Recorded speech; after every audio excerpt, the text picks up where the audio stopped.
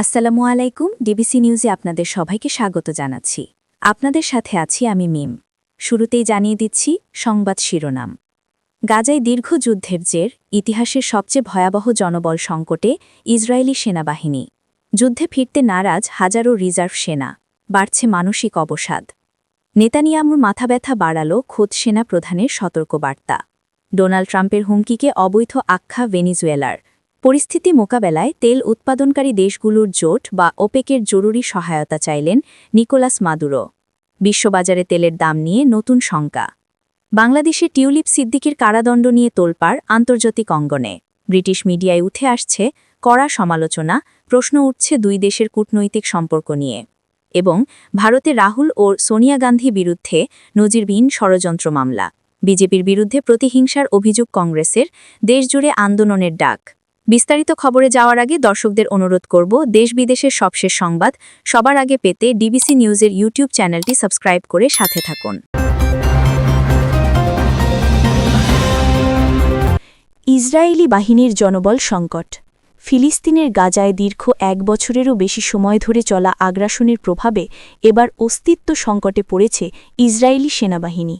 Hebrew media এবং Israeli প্রতিরক্ষা মন্ত্রণালয়ের ফাঁস হওয়া তথ্যের বরাতে জানা যাচ্ছে ১৯৪৮ সালের পর ইতিহাসের সবচেয়ে ভয়াবহ জনবল সংকটে পড়েছে দেশটির সামরিক বাহিনী।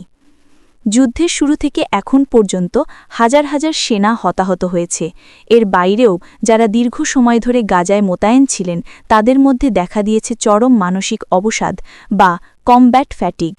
ইসরায়েলি সংবাদ মাধ্যমগুলোর দাবি, রিজার্ভ ফোর্সের প্রায় ৩০% সেনা পুনরায় যুদ্ধে যোগ দেওয়ার ডাক বা কল আপ অর্ডার সরাসরি প্রত্যাখ্যান করেছে। পারিবারিক চাপ এবং যুদ্ধের মানসিক ধকলকে এর প্রধান কারণ হিসেবে দেখা হচ্ছে। ইসরায়েলি সেনাবাহিনীর চিফ অফ স্টাফ স্বীকার করেছেন যে তাদের হাতে বর্তমানে পর্যাপ্ত যোদ্ধা নেই। বিশেষ করে সম্মুখ সমরে লড়াই করা কমব্যাট সোলজারের অভাব প্রকট আকার ধারণ করেছে। একদিকে গাজায় হামাসের প্রবল প্রতিরোধ, অন্যদিকে লেবানন সীমান্তে হিজবুল্লার সাথে উত্তেজনা, দুই ফ্রন্টের চাপ সামলাতে গিয়ে হিমশিম খাচ্ছে নেতানিয়াহুর প্রশাসন। বিশ্লেষকরা বলছেন, জনবলের এই সংকট ইসরায়েলকে যুদ্ধবিরতির দিকে যেতে বাধ্য করতে পারে, কারণ নতুন করে বাধ্যতামূলক সেনা নিয়োগের বিষয়টি ইসরায়েলের অভ্যন্তরীণ রাজনীতিতে বড় ধরনের গৃহবিবাদ ও বিক্ষোভ সৃষ্টি করেছে। ট্রাম্পের হুমকি ও মাদুরোর প্রতিক্রিয়া। আন্তর্জাতিক অঙ্গনের অন্য একটি খবরে নজর দিচ্ছি। লাতিন আমেরিকার রাজনীতিতে আবারও উত্তাপ ছড়িয়েছে মার্কিন নবনির্বাচিত প্রেসিডেন্ট ডোনাল্ড ট্রাম্পের একটি ঘোষণা। ভেনিজুয়েলার ওপর নতুন করে কঠোর নিষেধাজ্ঞা এবং সামরিক হস্তক্ষেপের পরোক্ষ হুমকির জবাবে এবার ওপেকের সহায়তা চাইলেন ভেনিজুয়েলার প্রেসিডেন্ট নিকোলাস মাদুরো।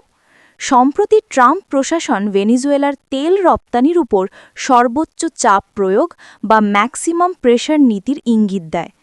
একে অবৈধ ও ঔপনিবেশিক মানসিকতার হুমকি বলে অভিহিত করেছেন মাদুরো। কারাকাস থেকে দেওয়া এক টেলিভিশন ভাষণে মাদুরো বলেন, আমেরিকা লাতিন আমেরিকার সার্বভৌমত্বকে ধূলিসাৎ করতে চায় এবং আমাদের প্রাকৃতিক সম্পদ লুট করতে চায়। এই পরিস্থিতি মোকাবিলায় তিনি তেল উৎপাদনকারী দেশগুলোর জোট ওপেকের জরুরি হস্তক্ষেপ কামনা করেছেন। মাদুরোর দাবি, ভেনিজুয়েলার তেলের ওপর আঘাত মানে বিশ্ব জ্বালানি বাজারে স্থিতিশীলতা নষ্ট করা।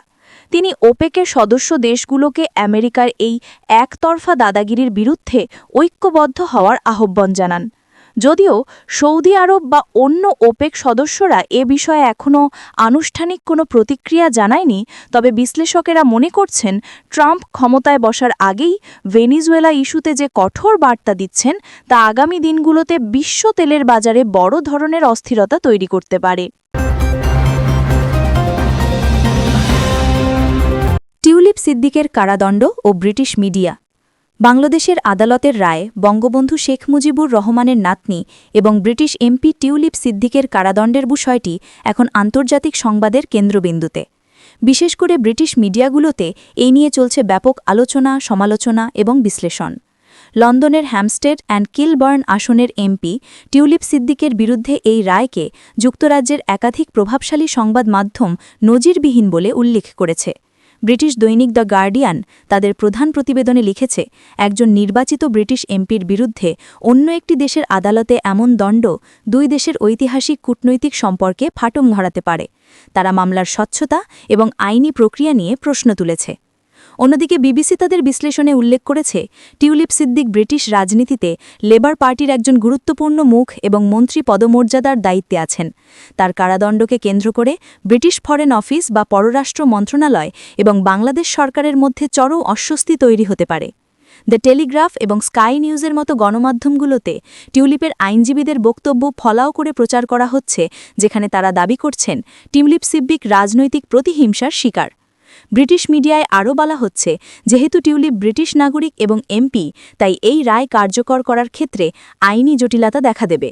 বিশেষ করে দুই দেশের মধ্যে বন্দি প্রত্যর্পণ চুক্তির বিষয়গুলো এখন নতুন করে আলোচনায় আসছে। সব মিলিয়ে টিউলিপ ইস্যুটি ঢাকা লন্ডন সম্পর্কের জন্য একটি বড় টেস্ট কেস হয়ে দাঁড়িয়েছে। রাহুল সোনিয়া গান্ধীর বিরুদ্ধে মামলা। শেষ খবর প্রতিবেশী দেশ ভারত থেকে। ভারতের রাজনীতি আবারও উত্তপ্ত হয়ে উঠেছে কংগ্রেস নেত্রী সোনিয়া গান্ধী এবং লোকসভার বিরোধী দলীয় নেতা রাহুল গান্ধীর বিরুদ্ধে দায়ের করা নতুন এক মামলাকে কেন্দ্র করে। মোদী সরকারের শাসনামলে বিরোধী নেতাদের বিরুদ্ধে ইডি ও সিবিআইয়ের তৎপরতার অভিযোগের মধ্যেই এবার তাদের বিরুদ্ধে রাষ্ট্রবিরোধী ষড়যন্ত্রের অভিযোগে মামলা দায়ের করা হয়েছে।